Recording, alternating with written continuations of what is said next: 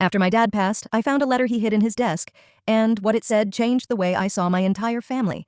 When my dad passed away, it felt like someone had pulled the ground out from under me. He wasn't just my father, he was my constant. The kind of man who didn't say, "I love you" a lot, but always made sure my gas tank was full and my car tires had air. After the funeral, I offered to help clear out his office. Everyone else said it was too painful, but for me, it felt like a way to say goodbye, to touch the pieces of his life he left behind. The room smelled like his cologne, faint and familiar.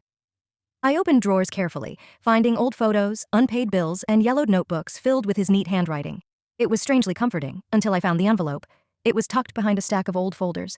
My name was written on the front in his handwriting. Firm, deliberate. No date. No love, Dad. Just my name. I sat there staring at it for what felt like forever before finally opening it. The letter started gently. He said he was proud of me, that I'd grown into someone he admired, but halfway through, his tone shifted. He wrote that before I was born, Mom had been in love with someone else, his best friend, Michael. He said he'd always known, that maybe deep down she'd never really stopped loving him, but that none of it mattered, because when I came along, I became his world. He wrote, "I don't know if I'm your biological father, but you're my daughter. Every smile, every fight, every moment we shared was real. Family isn't about blood, it's about love you choose, even when it hurts." My chest felt heavy. I read those lines again and again, trying to make sense of them. I remembered all the times my mom would get tense whenever Michael's name came up. How she avoided family gatherings when he was there. I always thought it was just awkwardness from old friendships. But now I wasn't so sure. For a second, I considered confronting her, asking if it was true.